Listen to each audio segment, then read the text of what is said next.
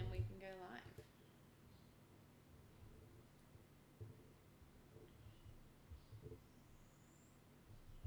Alright, I think we are. Are we live? Yep. We are live. Is it comments come down the side here, so I keep that one open maybe? Yeah, I think we're going to keep this one open, yeah. That looks good. Yeah, big with this one. Cool. Alrighty. Hi everyone. Hey guys. How's everybody doing? Hope everyone is good. We hope everyone's good. It's not a two-way communication here, so we're gonna. We hope you're all good. No, but seriously, we do. We hope everybody's safe and sane and healthy, and everybody's families are healthy and safe as well. We're here in Bali. We're experiencing this a little bit differently to the rest of the world. We're not. Yeah, maybe. I don't know. It's interesting. Yeah. Well, we're not on lockdown. We've still got free movement. We can still surf, that sort of stuff. So early days. Yes. Yeah, haven't quite jumped on it like a lot of the other countries have. Yeah. So we shall see. Borders close here on the 20th tomorrow. Yeah.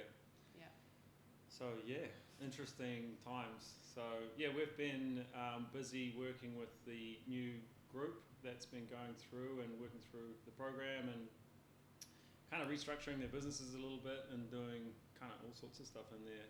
And we haven't been on this group very often because we've just been busy with that, and so we wanted to jump on. We wanted to kind of see where you guys are at in terms of this whole kind of turmoil. And Ella and myself have been discussing, both among the two of us and then with a lot of our friends and our network and things, about just sort of opportunities within the market at the moment and how quickly businesses are having to pivot. And so we just wanted to discuss with you kind of some of the things that we've been talking about that we think will be of value to you guys as well.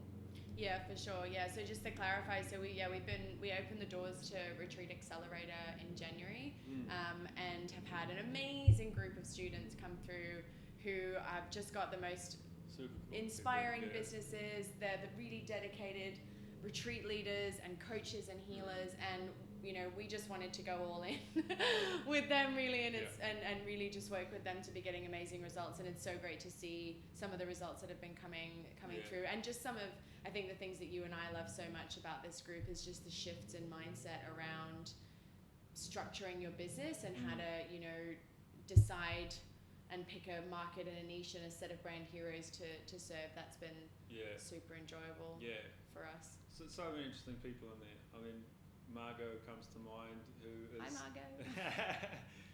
serving women going through menopause. She's kind of shifted her business into that from sort of a slow living kind of yoga. She's like just has so much experience, and she's been through this menopause, and she's just an amazing woman. So she's decided to niche down into that and help serve those women. And I mean, we've got lots of case studies of people narrowing down their markets. Adam's just joined actually, so Adam's in the program. Hey Adam. I was just thinking of Adam as well. Yeah. Adam's just finished up running a surf competition over in Australia, and now he's just refining and defining his niche. Maybe looking at helping baby boomers specifically. Yeah, men that are kind of coming into like the final chapter of their life. That's a bit morbid, isn't it? Men that are going to be dying within the next 30 years. Not what I meant. No, but around longevity and just helping people, like I think we talked about the last quarter. Yeah. And really helping those people live a life that's they can still be in their body and still do all the things they've been doing since they were youngest. Can we just do a quick sound check, because Adam's here? I'm just not sure. Can you hear Scotty? If you're still there, is it possible? Can you hear Scott? I just want to check on that we're. What's he said? Hey, I'm up a ladder at the moment. Adam, safety first, mate. Jeez. Love it. But also great. I'm just quickly going to check on my phone. I sent a link out to the group where people could join this, and they have to request. So I'm just going to be on my phone doing that. So I think we're good for sound. Yeah, I think. Well, he's up a ladder, so. Official.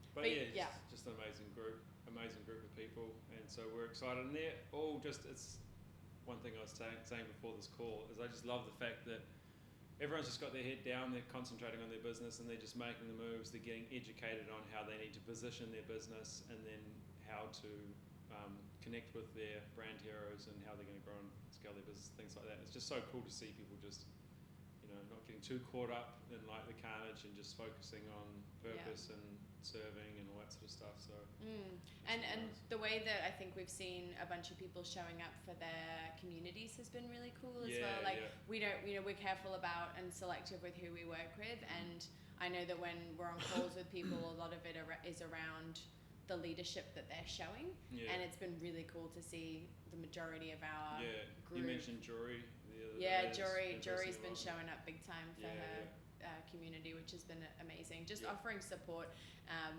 for people that are in need. And I think it's interesting because what's happening online at the moment, there's a lot of people spreading really positive messages, which is amazing. There's a difference, I think, though, between, sharing the positivity, which is hugely helpful, and then actually like restructuring your day and your life to actually be able to show up and serve these people. And that's been really cool to see people bringing out, new guided journeys that are free, or like a free webinar that like a bunch of people can join that's live, and just sharing their perspective and offering some community. And it is, sorry about that. Is that your alarm's gone? Could have met Dan apparently. So it's Dan. I think Adam said yes, he can hear us. That leadership part is just so key. It's such a great opportunity now to just display all the things that you've learned, and to just show that you're in a position where you're helping and serving others, and you can try and help calm your communities and just like keep them in a good place and keep them level-headed and all that sort of stuff. So good opportunity there. So we really wanted to connect with you guys today. We've obviously been speaking, on the daily about kind of what's going on, and just observing this space, and just really wanted to show up for you guys today and share some of the conversations that we've been having, some of the thoughts that we've got around, what to do in this space at the moment. And what's interesting that I think's been definitely coming up a lot for us is around kind of, I don't want to use buzzwords like future-proofing or your business, or creating a more sustainable business model that can adapt and be flexible during these times. So we'll cover a little bit on that. And anyone that jumps on the live, feel free to shoot questions. Where it's safe, Adam, no texting for you, you're on a ladder. But feel free to ask any questions that you've got, and if after this live you have some questions or want to reach out for some support, or we're absolutely here for you. Private message us or message on the group or whatever. So I guess I get the topic that's probably on a lot of people's minds and super relevant for the people that we have in the audience at the moment is what do I do if I'm a retreat owner right now? And it's just interesting. I have some conversations with people on LinkedIn at the moment, ongoing, and not everybody's being affected. I think there's like definitely an assumption that could be made that like all retreats are cancelled, businesses are going to be like sort of closing and experiencing a massive downturn, and that will be happening for a lot of people, but not necessarily for everybody. So curious to hear how you guys have been affected, and what's going on in your business. And so I mean, it's obviously unprecedented times, and anything that we're talking about now is really assumptions as to where the economy's going and where this kind of business is going as well. But I think we've just been talking about kind of the opportunity that's arisen now that everyone's kind of quarantined, and talking about just like projecting future for the business, like the 5-year plan or the 10-year plan, because obviously this is kind of a temporary blimp, and there's going to be some effects on people that are running retreats now and in the next kind of like 3-4 months. But there's such an opportunity to like really reassess things, how you run things, what are some potential pivots that you can make with your offering and how you're teaching and how you're showing up for people. A lot of the people that we're working with are doing physical retreats. They're in a place where they're bringing people in, they're creating community, and they're creating transformation within that space. And so obviously right now that's a difficult thing to do because we're not supposed to be populating together and things like that. So one thing that we've talked about in the past, and I posted up in the group earlier, is just some really great opportunities around obviously using online platforms to still bring your communities together to facilitate and create the change. And one thing that we talked about was how you can, one opportunity that we saw is that at the end of your retreat, often there is an integration period required for a lot of the people that go through the retreat, they just need help and assistance and things like that, and there's opportunity there to create an online program to help them go through that integration period and support them along the way.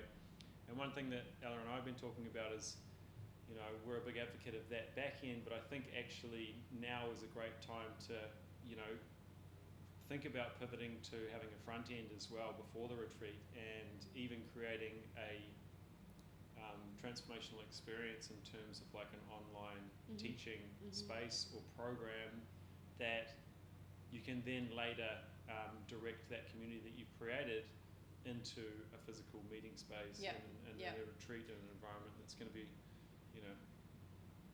that you may not be able to like facilitate the change that you can on the online. You can bring them into the physical space and connect the community and things like that. So down the line, when this thing kind of mellows down a little bit. Yeah, it's interesting because something that has been brought up even more than it kind of already was for us. I get on, we offer free strategy sessions to people in this space, and been getting on the call with a lot of people, and the most common complaint and the most common challenge that people present on those calls is that they've kind of run out of an audience. Yeah. They've kind of run out of a group of people to market to, and they've been, they've created a good product that's been well timed in the marketplace and is solving a good problem, and they've created lots of organic growth around this. And when it's coming to kind of scaling their business or growing and wanting to reach more people, they kind of don't know how to do that. And what's been interesting is a few of the people that we've onboarded into the program initially came to us looking for support around how to grow their retreat business, because they're going, okay, I have either a physical location or an online product, or I'm doing one-to-one coaching, but okay, I want to run retreats now, or I want to scale my retreats. I don't know how to generate consistent leads for my other businesses, so I definitely don't know how to generate them for the retreat. So that's how we're coming into contact with people at the moment. And then when I'm getting on calls with people, the conversation is around, okay, well, if we can show you and help to support you in generating leads for your business as a whole, you can actually choose how to structure that, whether it's one-to-one coaching, whether it's online programs, or whether it's retreats. And so the teaching that we are sharing and what we're advocates for is actually applicable so much more now.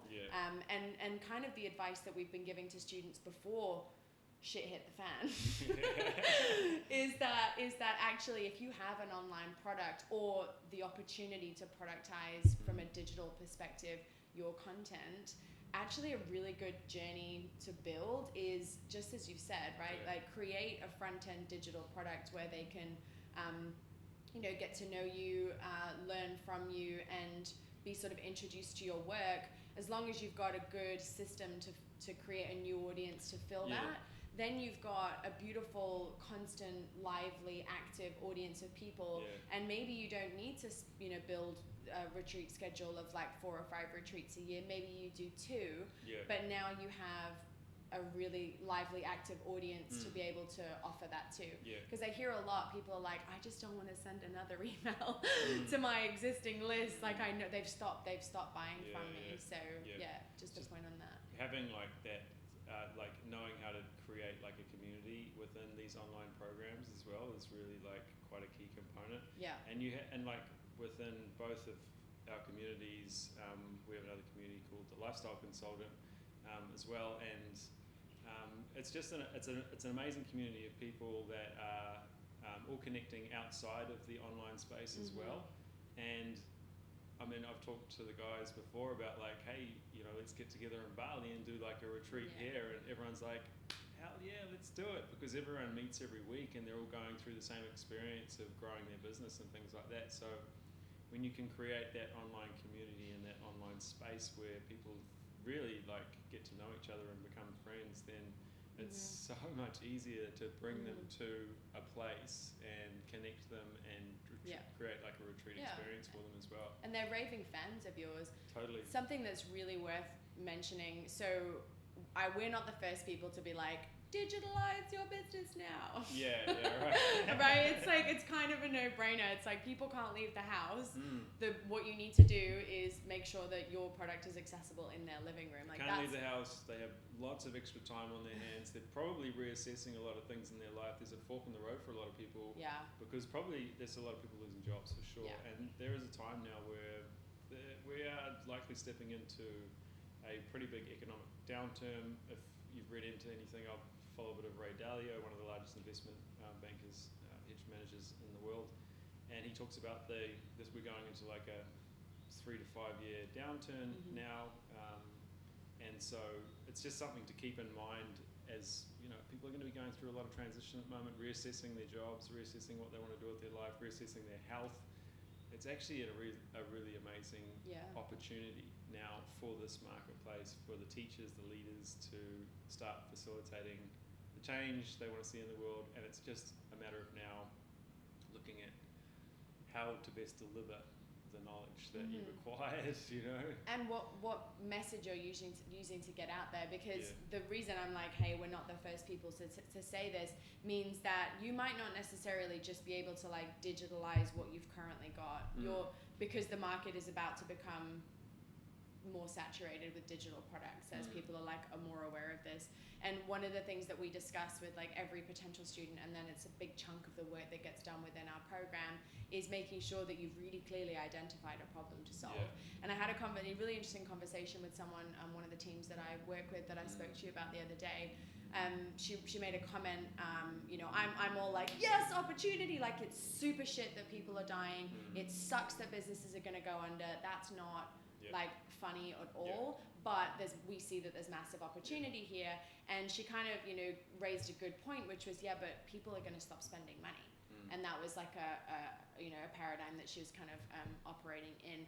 And I agree with that to some degree, but I think what we see the opportunity with is that people might stop spending money on the non-essentials in terms of, you know, the Louis Vuitton handbag might not get bought, or, you know, the upgrade to the car or whatever, like things that aren't necessarily critical to life, but what people will begin to spend more money on is change and improvement. And, you know, we've gone into a really interesting, like kind of like pseudo-apocalyptic time, right? Like nothing like this has happened for us globally.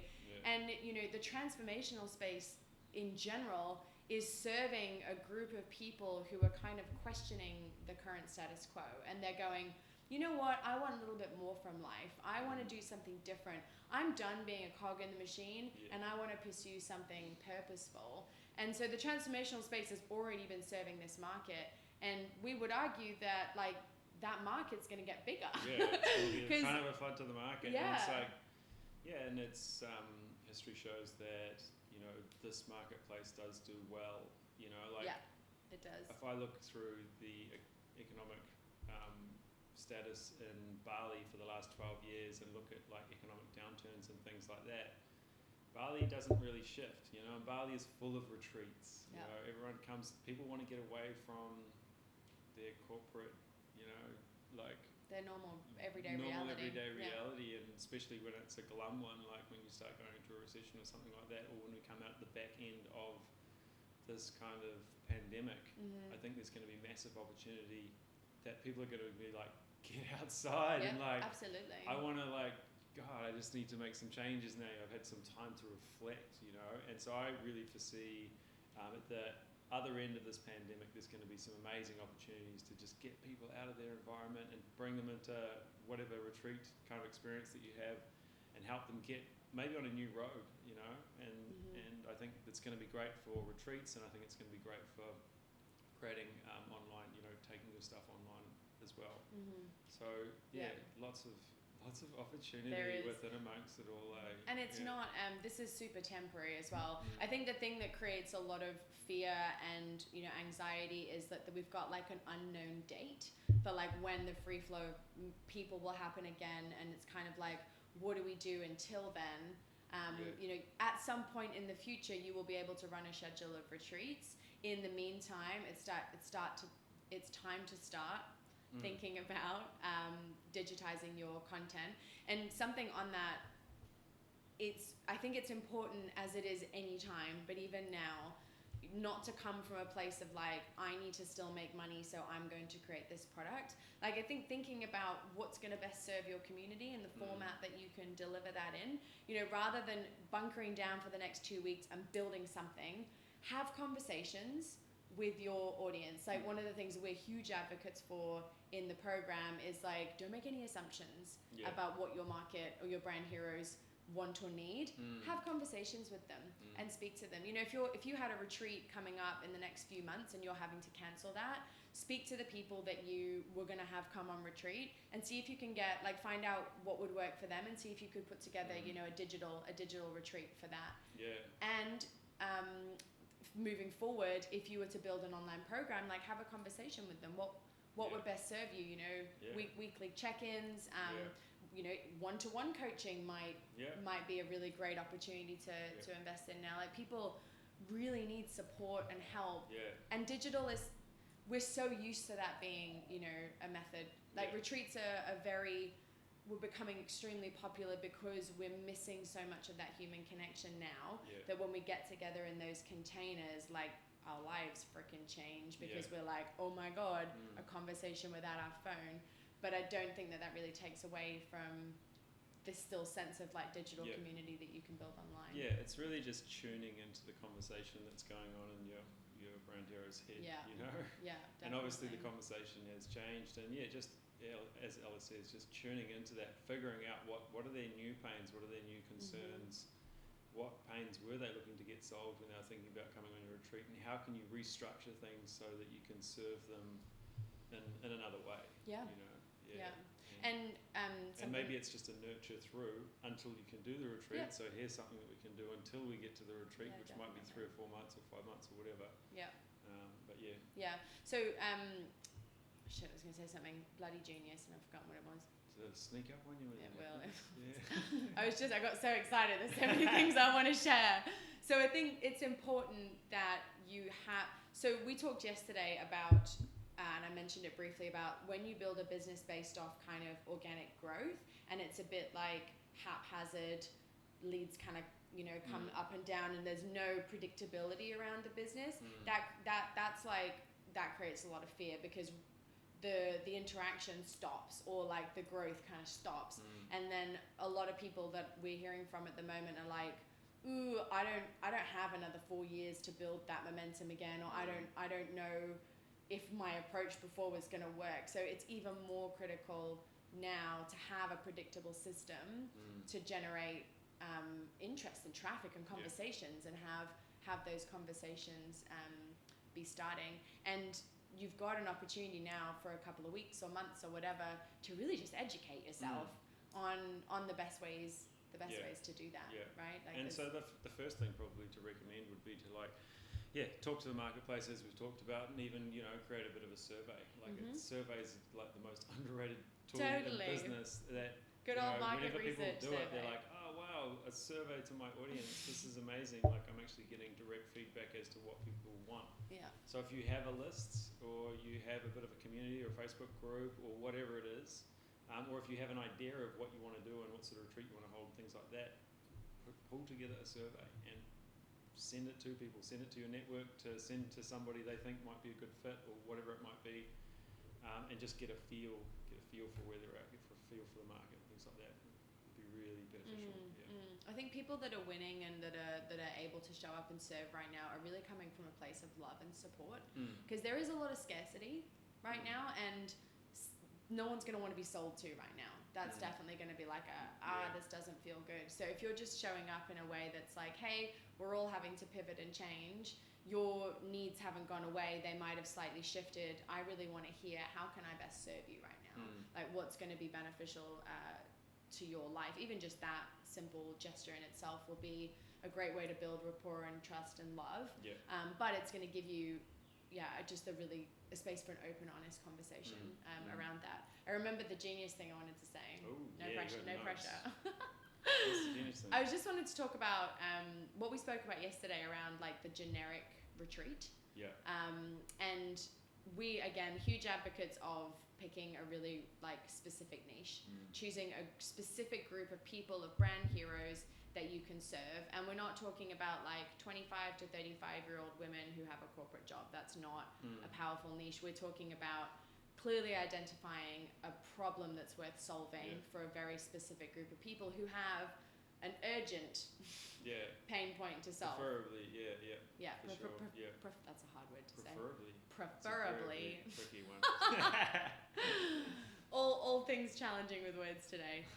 And so a lot of the people, you kind of mentioned at the beginning of the conversation, a lot of the people that come into the program kind of have an idea of what they want to run. We get on the strategy session and then we're like, oh, we could, and they're like, holy crap, I didn't even see that opportunity. Yeah. That's actually the really cool thing, hey? It's like, because people are like, I don't know what problem I'm going to solve.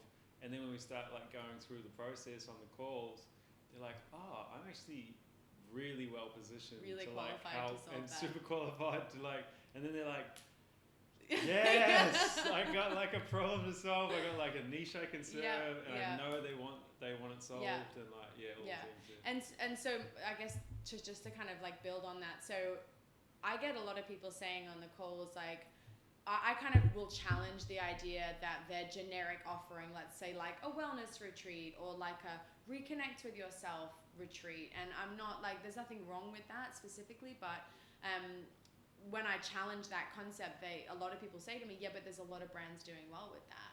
And that's true. That's true. This market has become so saturated that it is hard to compete with well-established brands that got in early, built a grassroots movement and kind of have owned their little piece of the wellness space. We've found through just a lot of experience and seeing this happen, the best way to enter this game and this market quickly is to have a really specific problem to solve for a really specific group of people, and you can build it out over time. And it's this, there's obviously proven marketplaces that will always need help. And so we detail those out in the first week and just show people like, these are the markets that are generally like really need help now, and you can find a niche within that. I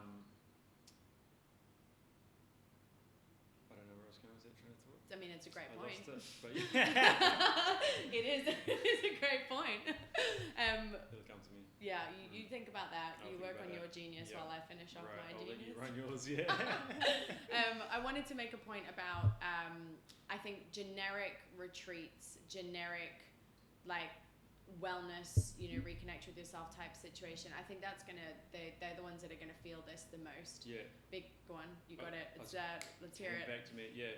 But that's what I was going to say is it's just like there's the proven like marketplaces that you can get into, but there's still like it's a proven market, which means it's exciting. There's a problem to be solved there, and there are markets that like people that jumped in first, and there's established businesses within them, and there's leaders and all that sort of stuff that are serving that market. But there's still a lot of people that may not resonate with that particular person. Yep. And you can craft and create your own story to grow your own tribe around that problem, and take a segment of that market and help a segment of those people. Yeah, so definitely. Don't be scared of or shy away from markets that already have people in place that are serving that market already. It's the same with the lifestyle consultant, like people helping consultants is not like a unique marketplace, but I've managed to carve a great little business out of it through serving that market and just telling my own story, and there's a specific type of person that relates to me and likes me, and there's another demographic that doesn't, and like you just bring in, call in your own people. So there's just so much opportunity. Super important. I like that because it kind of helps people that might be going, oh shit, what do I do with my business right now? Like a lot of coaches or a lot of retreat leaders will be thinking the same thing. It's like, you've always got an opportunity to leverage your unique story and really share your unique perspective. One of the guys that I just think is awesome, Jason Goldberg, always talks about different lenses, and you're always going to have a unique lens on the world that is going to resonate with a group of people, and that's never going to change. To finish off the point I was making about the generic side of things, if you have quite a generic wellness business, now is definitely an opportunity to take a look at that. It is going to be tougher to compete. If you think about where people are going to want to spend their money at the moment and invest in themselves and in growth, they're going to be looking like, it's going to be a lot harder for people who might be experiencing a little bit of scarcity and a bit of fear to part with money just for fun now, right? Like the priorities have shifted a little bit. So it's like a week away where we do wellness, we do yoga, meditation, and we eat healthy food, or a retreat that's specifically catered to helping you, understand your worth and value and be able to, like for women, that would help you choose a new career and direction. That also does yoga, meditation, and eat healthy. Which do you think is going to have it's going to be a more compelling message in the market at the moment? And we just in general, like, this has not changed with the current climate. Just always such advocates of being able to have, like you said, Scotty, perfectly, like having a conversation with people where they're at, and it's not. Now is not the time to be like shoving your retreat or online program down people's throats either. It's about asking them and providing like value and trying to start solving the problem that they've got going on. Maybe we could just use Shannon as a really quick example, because she's had a really big breakthrough so Shannon, when initially we started working with her, awesome chick, freaking love Shannon, super driven, like gets shit done, just wants to serve, has gone through a massive journey herself, ex-corporate tech, chick, and had just experienced a lot of burnout, ended up getting kicked in the head at yoga one day and really struggling to recover physically after that, and realized how much pressure, she'd been putting on herself. When we started working with Shannon, she had, I would probably class her in the like generic yoga retreat for women. It was around female empowerment for sure, but Shannon was really struggling to articulate her message, like what problem do I solve, and I know how to show up. And one of the things that we would hear from her a lot is, I can help women with a range of things. And it's true, she can. She's super talented and can help women with a range of things. But over a couple of weeks of really going back to the drawing board, and also just having insightful conversations and using some of your cool market research strategies that we love, the juicy things, we started to have the conversation around, okay, we want to serve women in tech. Not you, Google. It's like, okay, Google. We want to serve women in tech. Okay, what kind of problems do women in tech have? Okay, the kind of problems that women in tech have, it's not balancing your masculine and feminine energy, even though actually we know that if that happens, a lot of these problems go away. But we can't just start having that conversation with women in tech. They're like, I don't understand, that doesn't resonate with me. So we established that kind of two major problems that women in corporate might be having would be how to negotiate a pay rise or get a promotion, and how to deal with a troublesome, how to deal with a dickhead boss. I'm like, why am I editing myself? You can use your own words. I'm going to use my own words. It's like, why am I being PG? There's nothing PG about me. Exactly. So those are the two problems that we've identified, that Shannon's identified, and it's so great that she's had those breakthroughs. Like, she's been so patient and persistent at really, really, really understanding her market, and she's sent out surveys and gotten a really clear understanding. So now Shannon can create some content that really adds value to where those women are at in their life, and then as they get to know, like, and trust her over that journey, well, then when she's got an offering or a service or a product that they can buy into, the investment in that makes so much more sense for them, and you're not having to kind of present your solution as an answer to that problem. It's just giving them enough information to take them one step further down that journey to where they're eventually like, oh my God, this woman totally gets me. She understands what pain points I've got. I'm obviously going to go on retreat with her, or I'm obviously going to buy into and that brings program. Up just the thought of like really being an entrepreneur in the space, and that's, there's probably specific things within that problem that Shannon's solving that maybe she's not equipped to solve, like specifically how to negotiate a salary thing, and she'll go out, if she doesn't learn it herself so she can solve that problem for it, she'll go out and she'll find somebody who's an expert in helping women negotiate and increase the salary or something like that. And Margot is the same with helping women go through menopause. We just talked about different things that she could bring to her retreat space that maybe she's not a specialist in. And so she's looking at getting like a hormone specialist to maybe come and visit for a couple of hours or something like that, and there could be like a joint venture partnership there where she links up with a bunch of these different people, and actually the specialist will say, oh, did you ever hear about Margot? She does an amazing retreat, brings great women together, and they go through facilitation of all these learnings and all that sort of stuff. So there's so many different ways that you can, once you've identified the problem, to actually solve it, and get resourceful. And Can we just talk a little bit more about that thing, because some cool stuff came up on the call with Margot that I loved and I think is so not unique and just such a common challenge. Like Margot got so Margot started working with us, and she was like slow living retreats, and then on like the first group call we identified that Margot actually could serve the pre or perimenopausal and menopausal markets and help to serve that group of women. And then Margot was like stoked about it, and then like 3 days later she's like, nope, don't think I want to do it anymore. And we were like, what? Like, no man, this is a freaking cool opportunity. But there was obviously something going on there. So when we hopped on the next group call after a bit of questioning, turns out that two things had come up. I'm sure Margot won't mind me sharing this. Two things had come up. One of them was that she didn't feel like she could offer, like she's like, I'm not a doctor, I'm not a hormone specialist, I'm not a naturopath, I can't help these women like full circle, so I shouldn't do it. So she had like a bit of imposter syndrome about that. And then the other thing was that she had this dream and this vision of having her husband involved. And with the slow living retreats, that was totally doable.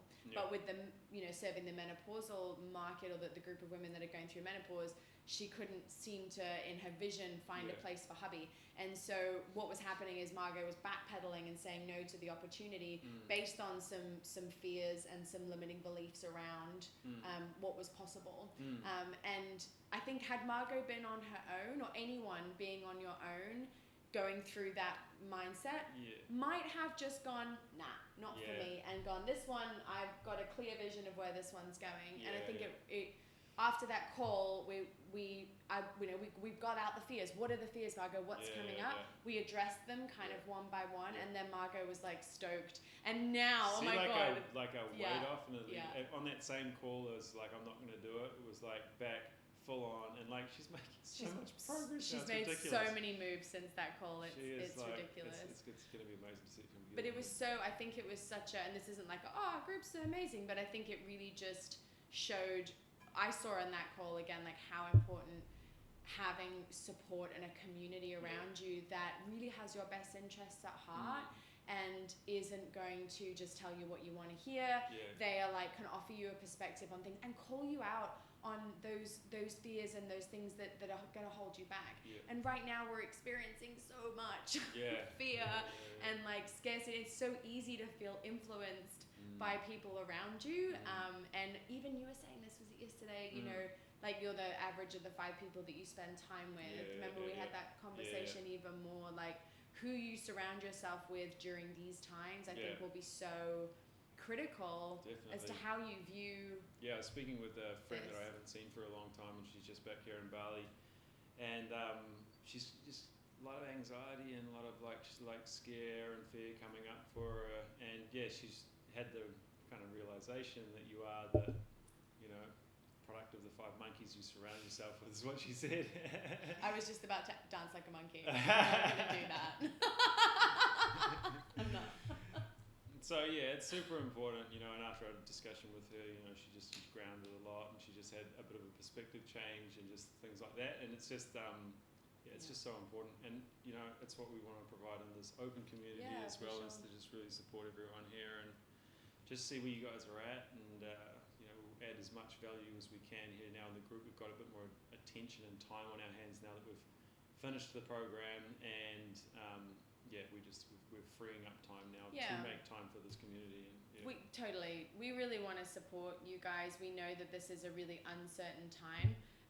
One thing that we wanted to bring up and talk about today is actually like our business, this business, like the Retreat Accelerator is kind of the main business in which we serve the retreat market now. And that's an online program, and we have practice what we preach in that we've built a reusable rocket, for those of you that know what I'm talking about. That was a wink. You have to watch the training. You have to watch the training. It's a PJ, it's a personal joke. We built our own reusable rocket. PJ, personal joke. Do you not know that? I've never heard Every PJ. day's a school day, Scotty. Every day's a school day. We're having a good time. That's all that matters. What was I going to say? Reusable rockets. We've built a reusable rocket for our online program business, and so we, over since Jan when we launched or whatever, I've had a steady stream of amazingly, perfectly suited people to putting their hands up saying, "I want what you have." Yeah. They've become students on the program, and we built this business, and it now allows us to just like serve through this free content and all the other things, and we want to add as much value as we can to this space.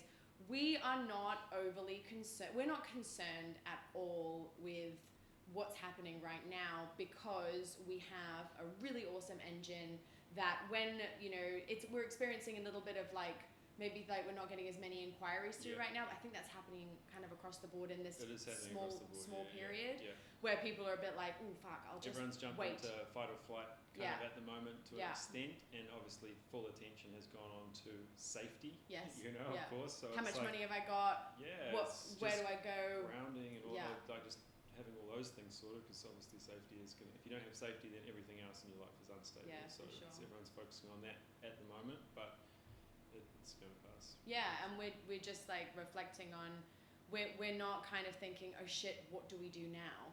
Like our entire business is based around the retreat space. We know that people are going to start traveling again, and also you guys that run retreats need our help like more than ever. You need a solid strategy for how to pivot this business and take it online, and the strategies that we teach in Retreat Accelerator to market and fill your retreats are literally applicable. Like it's the same essentially. What we're teaching, right, is like how to, and I think in general, like with a good marketing strategy, it's like how to nurture somebody to a point where they can get on a call with you, have a conversation, and then you can diagnose their current situation and prescribe the right offering that you have for them if it's a good fit, whether it's the program, whether it's one-to-one coaching, or whether it's a retreat. And obviously right now you might not be able to market them a specific retreat date or offer them a spot on that, but you can definitely offer them a spot. It's just a tweaking of the offer and a restructuring of the business for this period. And I think it's important to pay attention to it and make some moves.